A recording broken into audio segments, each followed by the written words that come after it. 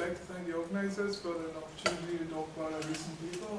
I'm a postdoc here, so yeah, I'd be happy to discuss any of this in more detail. This is work I did with Ariel and Edward, as well as Rahman and Uli, all of whom are here at OQC. The broad outline of my talk is as follows. I'll give a motivation for why we wanted to test different models of cosmic acceleration, why we wanted to look at the specific geometric probe. So I'll talk about which models we looked at and why we assembled those particular set or anthology of models.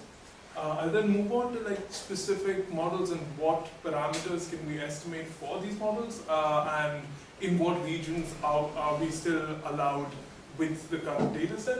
I'll then talk about like ranking these models and comparing them with each other and with standard cosmology.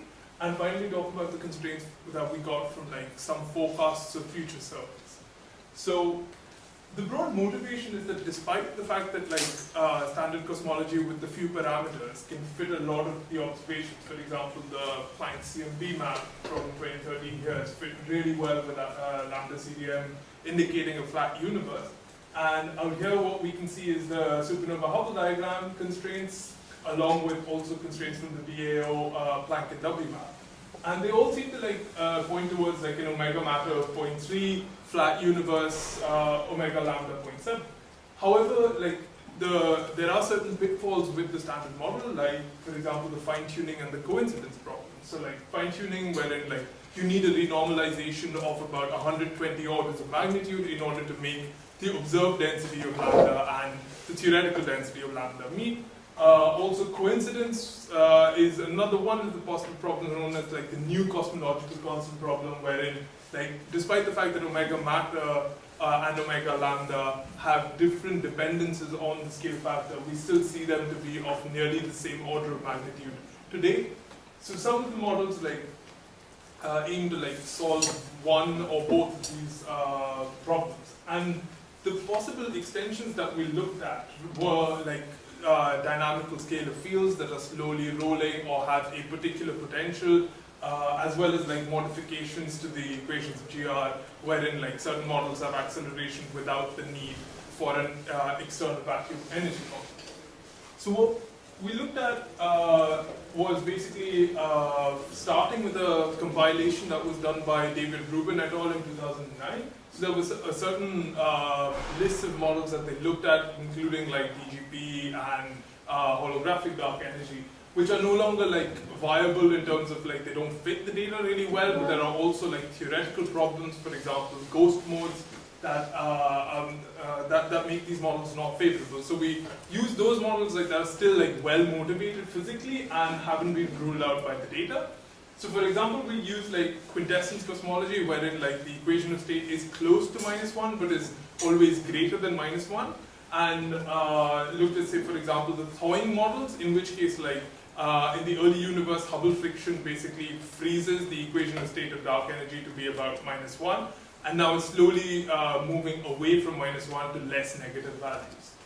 We looked at different potentials for these different models, but we also looked at other possible versions, like for example, a mass-varying neutrino quintessence, in which case like the neutrino is coupled to the acceleron of the scalar field that determines the acceleration, and therefore you get a natural scale of decoupling wherein the neutrinos become non-relativistic, and that's why that sort of is an explanation for solving coincidence.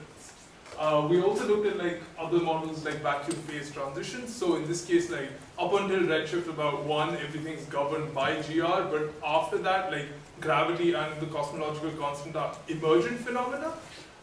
We looked at modified gravity models like biometric gravity as well. So in massive gravity, you do solve the problem of ghost modes by having like not just one but 2 metrics with a carefully constructed interaction term between them. So what we wanted to see was can like geometric probes rule some of these models out or tell you which ones are more favorable than others. So in terms of geometric probes, what we looked at was firstly the type 1e supernova Hubble diagram. So we took like the gold standard, which is the joint light curve analysis. This is quite interesting because after lots and lots of effort, they were able to like recalibrate the Sloan Type 1a supernovae and the supernova legacy survey high redshift supernovae. So these two large chunks of the intermediate redshift Hubble diagram.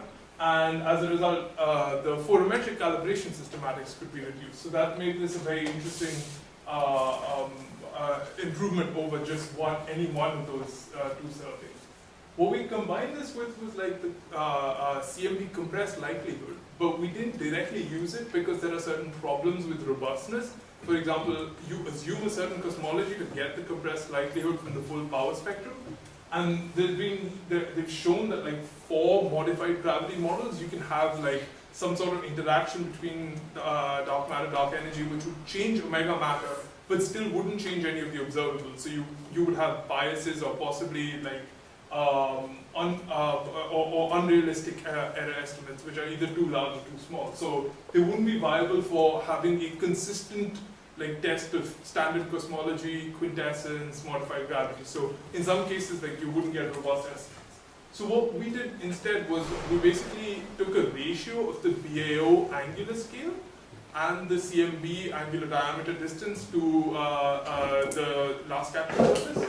And basically taking this ratio, what it does is, even though we lose out on precision, it's essentially model independent, because the only thing that you then need to know is the ratio of the sound horizon at drag and decoupling, which is like a really, like a ratio that's really close to 1, and only really depends on like the baryon fraction. So in this case, like this particular estimate is like completely independent of any like background cosmology. So we can use it to like compare standard cosmology with modified gravity with like quintessence models. So what did we get as a result for, say, the Thoing quintessence cosmology? Now what we find is that although it's a good fit to the data, the way it like survives being excluded is by actually going to the lambda CDM region of a present day equation of state being -1. There is still some scope for dynamics, so like at about 95% confidence, you find W0 as less than 0.78. So like you could still have a case of present equation of state being -0.9 and still not being a lambda CDM scenario.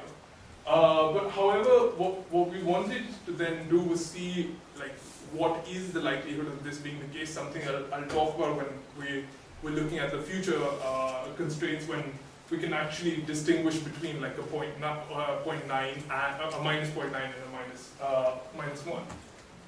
The interesting reason, or one of the things where this approach of using different geometric probes is quite interesting is, like, say in the case of biometric gravity, where you have two metrics instead of just one, and you have a linear interaction term, the only free parameter you have is the present day matter density. And it fits the CMB-BAO ratio really well, and it fits the Type 1a supernova really well. But the omega matter from both of these are inconsistent with each other. So the complementarity between the different probes essentially like gives you a really high chi-square, and basically tells you that this particular model doesn't have a consistent fit to both these probes. So although like any one of them, improving them would be still just reducing the errors on omega matter, that would show you, like, with just the supernova or just the CMB-BAO ratio, you'd still say that this model is valid, but the complementarity is what makes it like inconsistent. So that's something that's quite interesting in terms of like looking at different geometric probes in order to rule some of these models out. But with the exception of that model, for all of the other models that we looked at, the different Thoing models, the vacuum transition, the growing neutrino mass, the chi-square is more or less the same. So like using a chi-square statistic, like you find slight improvements by having these extended parameter spaces, but the aim is like, can we quantify whether this improvement is like significantly good enough to justify the extension to a more complicated like set of parameters? And what we did in order to do this was we use the model comparison statistics, so the Bayes factor, which is just a ratio of the Bayesian evidence, and the Bayesian evidence is just like an average likelihood over your prior space, and calculated that for a series of models, including like flat lambda CDM, which was the baseline cosmology, and we found that since like the only free parameter there is your present day matter density, it has the highest evidence. But using this statistic, we start seeing that like the models start distinguishing from each other. So the Thawing models seem to be moderately disfavored because the additional complications of that parameter space are not justified with how much better it actually fits the data. But however, some other models that are more complicated, like the biometric gravity, which includes both linear and quadratic extensions, actually fits the data really well, but by approaching lambda CDF. So having that additional degree of freedom in some cases gives you as good an evidence as lambda CDF.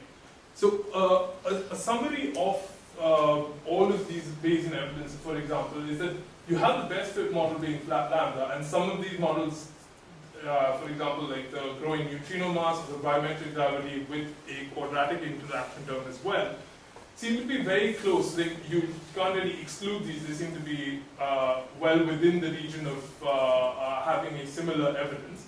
But in this case, some of the Thawing models, for example, like the algebraic Thawing or the linear potential model, they seem to be in that region of the Bayesian evidence that's between, say, moderate and strong evidence disfavoring these models, and this is like the decisively disfavoring model. So this is just like the ratio of evidences corresponding to that region of the parameter space. So we can find that the biometric linear can be excluded, and there's moderate to strong evidence suggesting that the Thawing models can also are disfavored by the current data.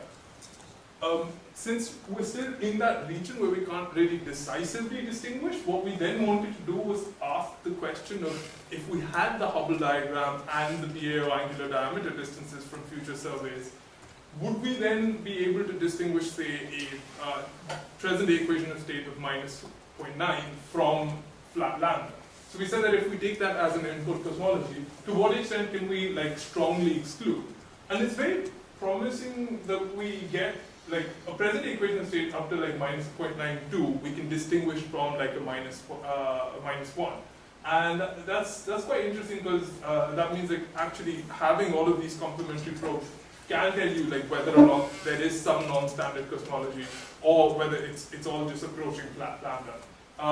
We also get like very tight constraints on the dynamics, so you can get like an error of about 2% on the present day equation of state if we combine all of these different probes with future surveys.